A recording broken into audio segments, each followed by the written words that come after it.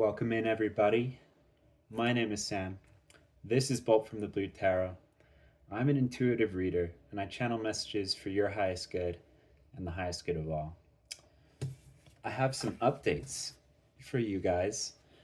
I have 5 subscribers, and all 5 of you will be very pleased to hear that very soon I'm getting a microphone. I know. It's going to be amazing. It's going to be a little lapel mic, so I can take it places and do readings no matter how far away I am from the phone. It's going to be great. I also added to my storybook deck 10 new cards today. So I'm really excited to read those at the end of this reading and see if any of the new ones come out. It's going to be great. So I channeled some messages for you guys before pulling any cards, just in meditation. And you can take these as, confirmations that this message is for you. These are just general like signs, symbols, synchronicities, whatever I was sent. If none of these resonate, just keep them in the back of your mind because they might pop up over the next couple of days, in which case you may want to revisit the reading. The first thing I got was Chex Mix, and this was later highlighted for me again in terms of strength and diversity. It's kind of rare in the snack world, I guess.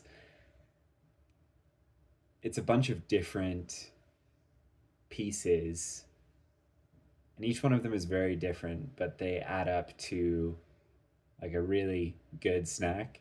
So there's something about strength and diversity, that we all bring something different, but we're stronger together for it.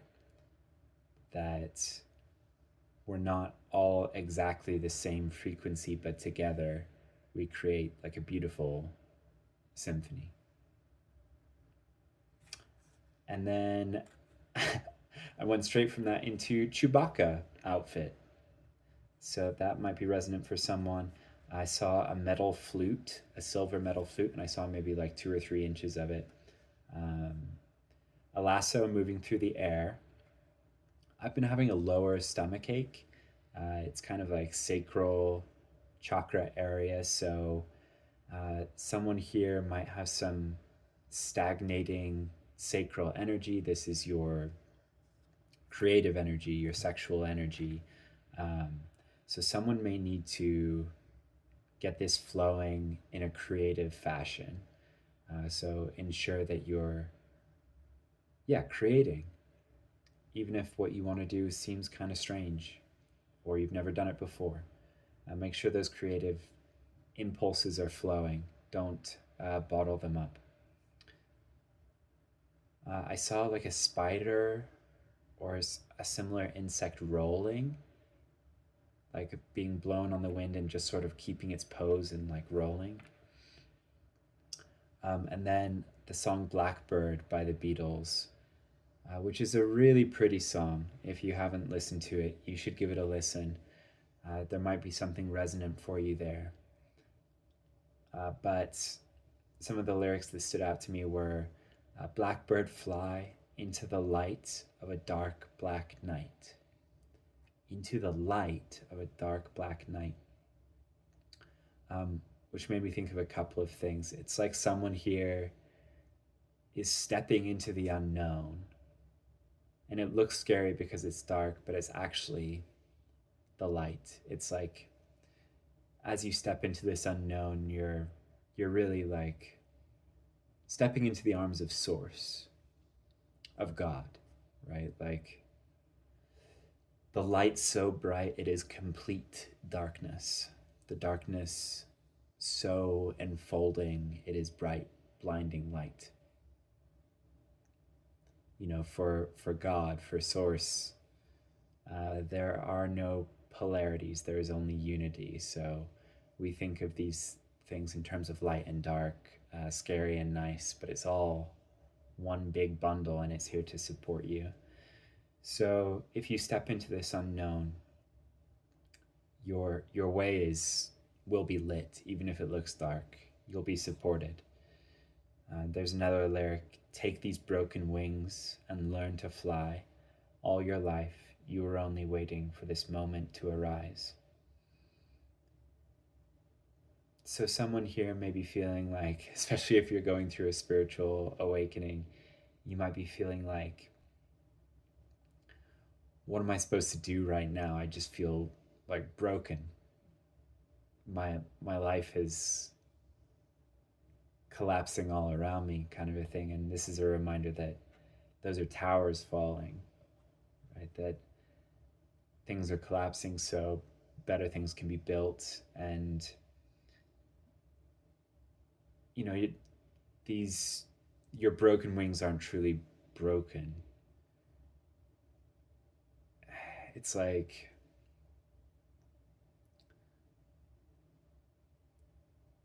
they're more neglected.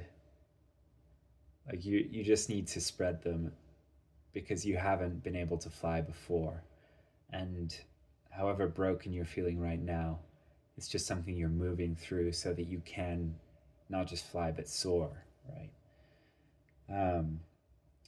And I realized all your life you were only waiting for this moment to arise. Every time I've heard that line, I always think that I realized that I have always thought you are waiting for this moment to arise. Like, okay, the moment has come, finally. Like you are waiting for this moment and what the moment brings. And for the first time I heard the lyric, and you guys know what this is like for the first time you hear the lyric the correct way, or just in a different way than you've heard it before, and you're like, oh, of course that's what it means. So all your life you were only waiting for this moment to arise. Instead of waiting for the moment or something outside of yourself, it's like, okay, the moment has come for me to arise, right? Like to find the strength inwardly to do the thing. It's all being orchestrated. And this is the moment. There was also something about Pallas Athena and maybe the Parthenon. So I'm a big fan of Athena. Got a little Athena statue here. I felt connected to Athena since I was a kid. Her and Hermes. Um, but so Athena was coming through, but then the word Pallas was emphasized for me. So I went down a bit of a rabbit hole researching that. Pallas is the name of the second largest asteroid in our solar system, discovered in 1802. It is a Greek feminine name meaning wisdom. It's associated with intelligence, strength, and potential, this name Pallas. But Pallas was a childhood friend of Athena, the goddess of wisdom, courage, and strength. Pallas died in a friendly sparring match, and Athena adopted the name Pallas as a tribute. Pallas meaning wisdom, intelligence, strength, potential, made me think of a quote from Proverbs, which is talking about wisdom, this feminine principle of wisdom. Her ways are ways of pleasantness, and all her paths are peace.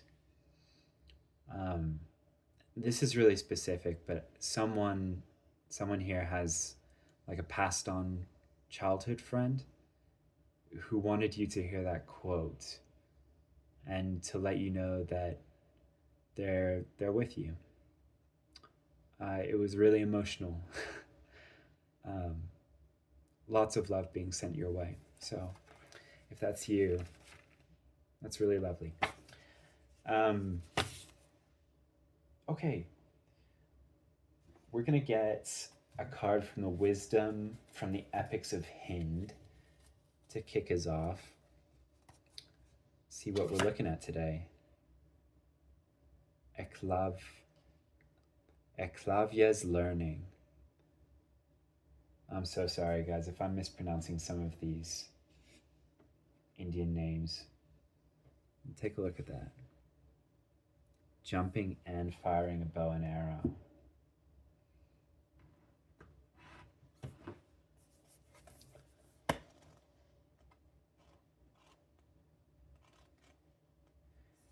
This deck is separated into like a male half and a female half in the book.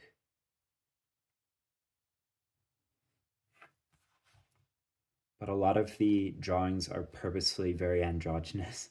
So sometimes I'm like, I'll just look through the whole book. All right. I'm just realizing this is, they're firing an arrow and some, like this thumb has been severed off. Wow. Okay. Eclavia's learning. Eclavia was a young tribal boy who wanted to learn archery. He sought the great guru, Dronacharya, mentor to the Pandavas, to learn from him. However, Drona refused to teach him as he did not come from a warrior clan. This, however, did not deter Eclavia. He went back home and fashioned a bust of Drona with mud and paid obeisance to it as his guru. He taught himself archery by practicing in front of his mud guru day and night. One day, Arjuna, the third Pandava brother, and Drona found a dog in the forest whose mouth had been sealed shut with arrows. Oh, yet the animal hadn't been hurt in the process. Huh? This is an emotional roller coaster. On searching for the archer, they discovered it was Eclavia's work. Drona was amazed to know that Eclavia credited Drona as his guru. On hearing this, Arjuna became enraged, as Drona had promised to make him the world's best archer, and Eclavia had surpassed him in every way with his self-study. Eclavia is not only remembered for surpassing Arjuna, he is also remembered for being so dedicated to his guru that when Drona asked for his right thumb as energy exchange for having had been his guru, Eclavia cut it off instantly and offered it to him without even flinching. Hey guys, I just want to throw out there that all I require in energetic exchange for this reading is like a like and subscribe would be cool. I don't need digits from you. But this story asks you, when was the last time you learned a new skill? What stokes your curiosity? What would you like to learn? What excuse do you give yourself for not going after what you really want to achieve? Messages. You have the spirit of a warrior. Don't give up. You are specially gifted. The more you practice, the closer you are to winning. Some actions you can take. Think of the teachers that have impacted your life the most. Thank the good ones. Forgive the bad ones. Revisit an old hobby that had once offered you great potential and excitement. Read up, practice, do whatever you can to excel in it. Meditate on an unpleasant experience in your life until you understand the lesson so well that the memory no longer makes you feel unhappy. Wow, that's a really good one. Commit to making the best use of the skills you have. Teach more people. You'll be amazed at how much you will learn out of that experience. That's so true as well.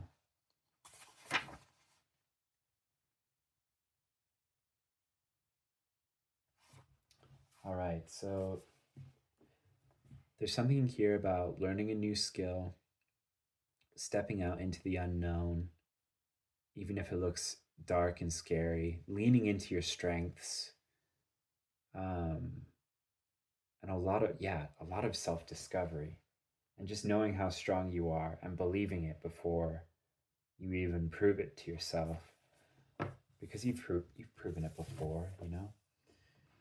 So it's about remembering those times when you were strong as well, and leaning on that. Okay, I'm gonna put this severed thumb over here.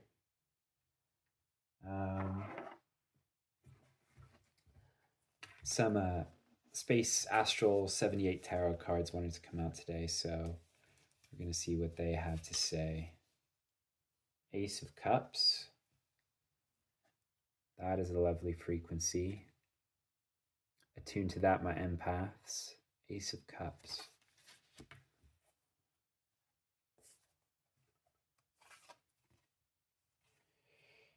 King of Pentacles,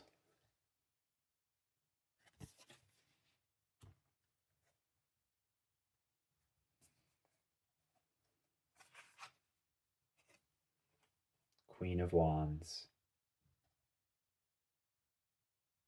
I love this Queen of Wands card.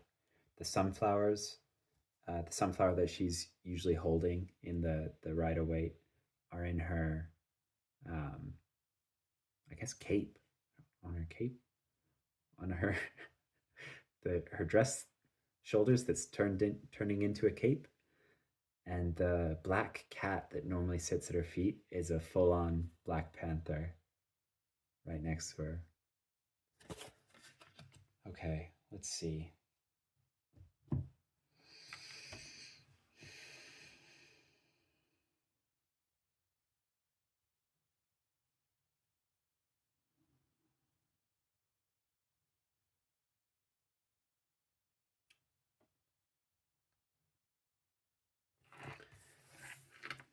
For some reason from this, I'm getting like, you are this beautiful winged creature, this blackbird singing in the dead of night. And you're gorgeous. You have these angel wings. You know, you're this angelic, ethereal being, but you're caught in this gravity well. I don't know if this is old habits or like just some energy with a lot of gravity, by which I mean like there's a lot of repetition that's been poured into old habits and old life, or you know, the place you live in is so full of someone's heavy energy that it's hard for you to fly. Like it's hard for you to reach this escape velocity to get out and to even see your own wings.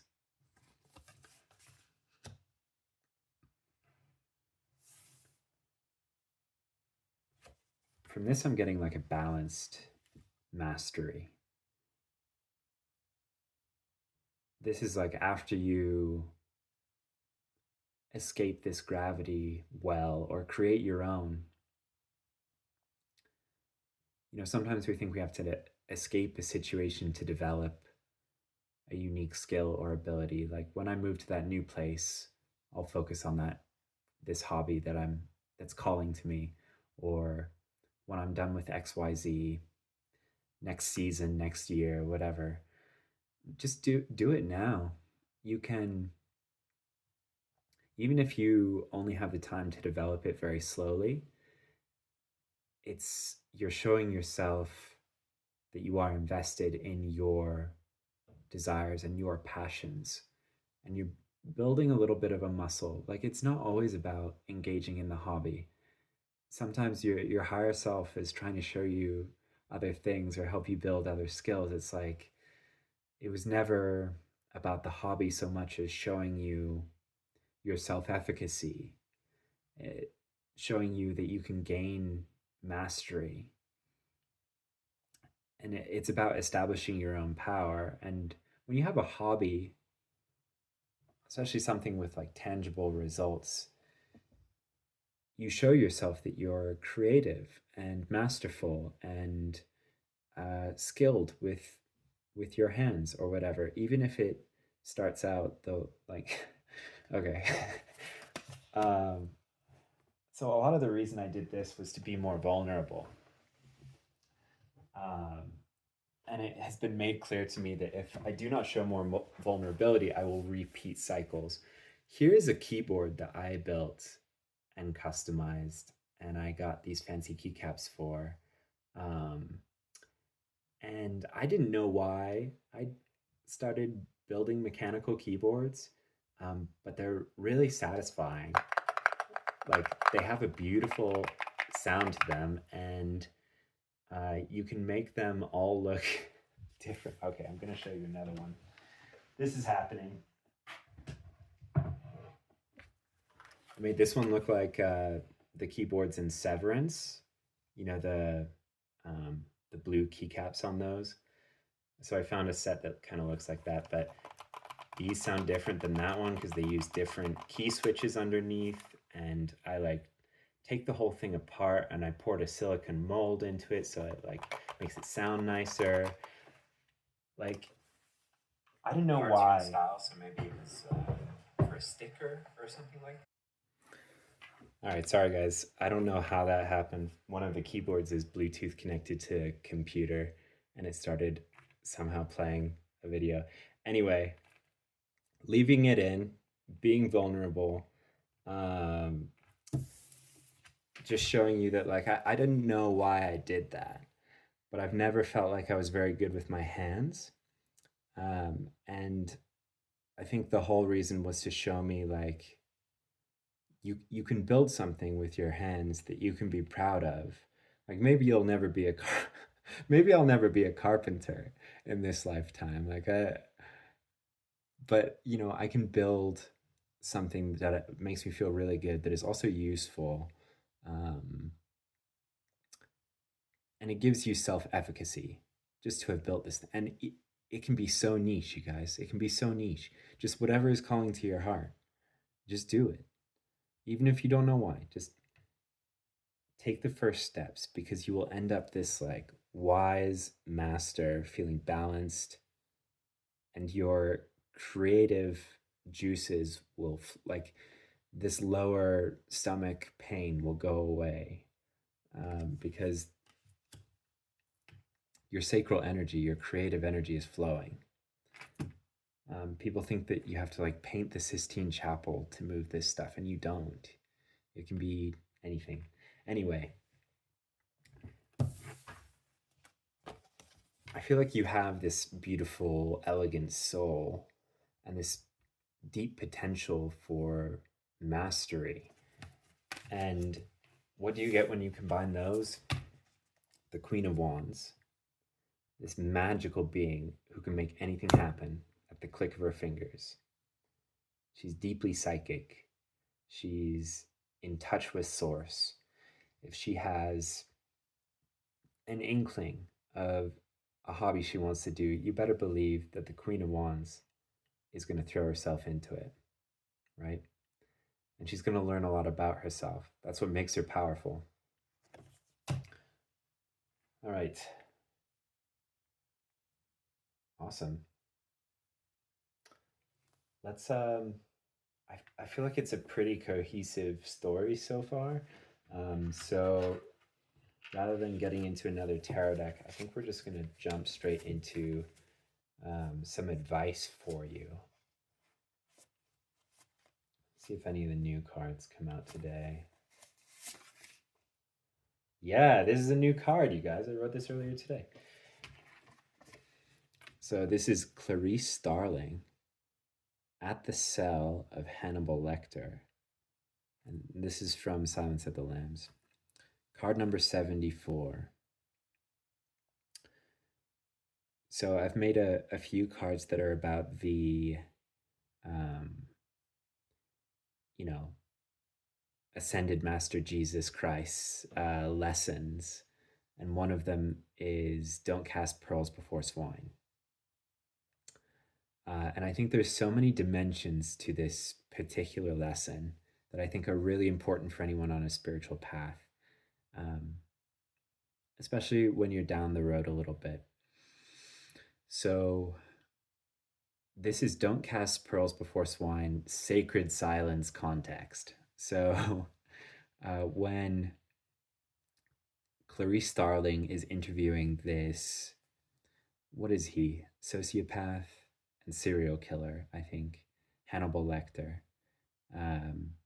She's interviewing him to get insights into the mindset of another serial killer with like similar style. But she has to be very cautious because he's like a low-key genius and he will try to trap people. Like he can very quickly sense people's weaknesses and he will, through conversation, lead them down a path of just like that leads to insanity. Um, so, this is a reminder that silence preserves your energy and life force for important thoughts, ideas, and acts of creation in line with your soul and source. So, I mentioned the Queen of Wands being very psychic. Whatever you're doing, like this might not be like you might be developing a psychic or spiritual gift, or doing something, taking up a hobby, learning tarot, channeling, something that involves psychic gifts. And this may be in an environment hostile towards this, or it may just be very far away from anything that you've tried before. So, look, this is something that you want to keep to yourself, um, or not. Don't speak about it to just anyone. That's for sure. Um, Look, don't engage at all with people who are only trying to diminish, distract, confuse, or delay you. Um, it's kind of like in the Bible when Jesus is pulling demons out of people, the demons always try to engage in conversation, like as though Jesus has time for that, as though he's going to fall for that, right? He tells them to be quiet and then extracts them from the person that they're inside of. So don't engage with demons, right? And this can be, if you take this literally, it's literal, but this can be like, for as an example, can you reason with someone in the throes of addiction, actively, slurring at you? Probably not. Like, you're not going to get through. You're talking to, for lack of a better phrase, like you're talking to a demon. Yeah, you're talking to, they're not themselves.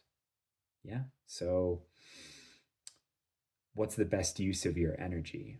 Are you going to try to set them on the straight and narrow right there and then? Hopefully not. Um, will your compassion be met with an attempt to pull you down to their level? Is a question to ask yourself. So, not everyone is worth engaging with, guys, and some people really, really are not, especially if they're completely set against believing in any of this. They literally live in a different reality, and you can't persuade them otherwise. You can show them literal divine magic right before their eyes and they wouldn't believe it. But also, it makes it hard to do magic around people like that, right? Because of this energy. Um, there's another, there's like an extra tidbit to this card, which is to dispense with people who treat you as a curiosity or a plaything. There are some people who collect people. Don't let yourself be collected by someone who just finds you entertaining, who doesn't value you as a person or see your light for what it is. People who collect other people, they'll keep you behind glass like a butterfly, those dead butterflies that they pin to. Like, don't allow yourself to be that. Stay far away from these people. Um, Maybe you can't because you have to work with them or whatever, but when it comes to your personal life, when it comes to like your passion projects, don't don't tell anyone about them. You can keep these just between you and God, like you and source. Those are the only people that need to know, because these gifts are God given. um, yeah. Anyway, let's see if there's any more advice for you guys.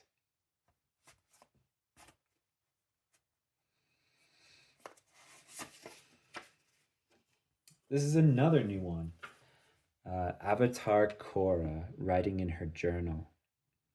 And this is from Avatar The Last Airbender, but it's like the sequel series, Avatar Legend of Korra. So different avatar, and different but same, right? You know, every time you, every time your soul incarnates into a new body, new avatar. Um, so this is to encourage journaling or writing with the purpose of reflection or introspection. So this is encouragement to journal about yourself and your story. This will help you appreciate your growth, accomplishments, and help you discern and summarize lessons learned. So it may be that you're like, I'm feeling unfulfilled. I would love, a passion project that makes me feel like the Queen of Wands, but I don't know what it is. And often just the act of journaling, you don't like, I find journaling so intimidating. Let me be vulnerable and say that. I don't know how to do it. I wasn't raised doing it. No one ever taught me. Do you need a prompt? What do you do? Do you need like a special notebook? And it's just like paper and pen, or, if you have a tablet with a stylus, you can use that.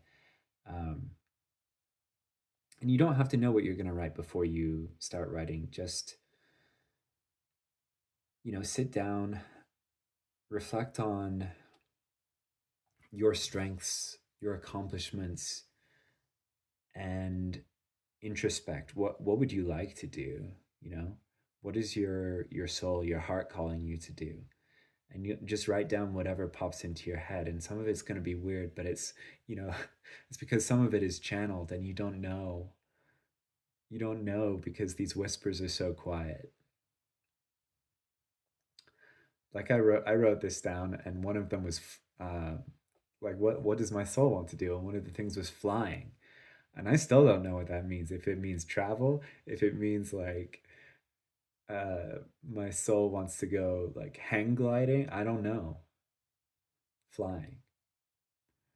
I think it's like lucid dreaming and flying, maybe. It's also a shamanic thing, like become a bird and fly, which I have done and is really awesome. Anyway, okay, so keep quiet about your passion projects, or be very discerning in who you talk about them to. Do some journaling. Yeah, we can get a third piece of advice. Third piece of advice. Last one, I'm thinking.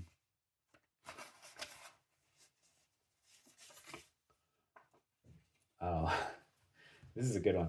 Captain Jack Sparrow, Elizabeth Swann, and the compass at the desert isle. So the compass in Pirates of the Caribbean doesn't point true north. It points to your heart's true desire.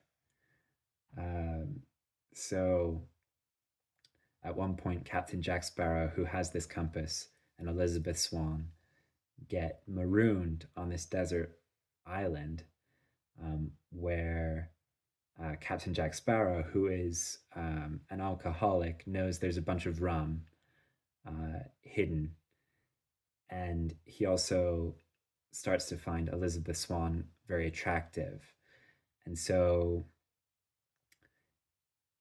this compass has been pointing him towards treasure, right? Is it treasure? I need to rewatch this movie. Yes, treasure, I think. And all of a sudden the compass starts going haywire because he he wants the rum, and then he wants Elizabeth. And so it's like swinging between these different things, and he has to like shake it.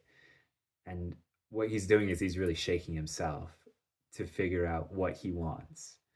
Um, so this card asks, what is your true north? Where is your compass pointing? What is your frequency attracting? this is a manifestation card, right? Like, if you don't know what you want, then you'll attract all kinds of stuff. It's going to be flotsam and jetsam. Is your frequency in support of your long term goals and your higher self's values and ideals? Something here about a passion project for someone that is like your higher self wants these cards pulled so badly. Like there's something that they are trying to guide you toward that keeps popping into your head, and then you keep saying no or not now, or like this is like a plea. Just do it, right? Just do it. And if you don't know what it is, journal, and you will get closer, if not figure it out. Um, are you valuing or putting your energy towards instant gratification or cheap thrills over happiness? Um, there's also something here about like what are your addictions and how are they preventing you from realizing your freedom? And just remember, where your attention goes, your energy flows. Where are you putting your attention? And is it serving you? Um, there's also something about the desert isle. You know, if you're waiting for rescue, do something proactive. So, what Jack Sparrow does is he drinks the rum until he passes out.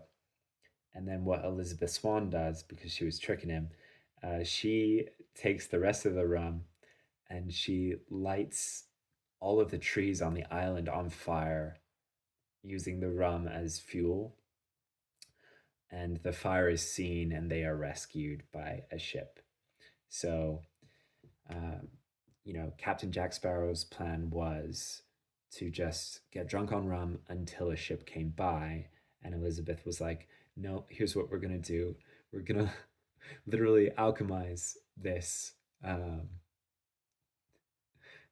This is about like alchemizing an addiction into your own rescue plan.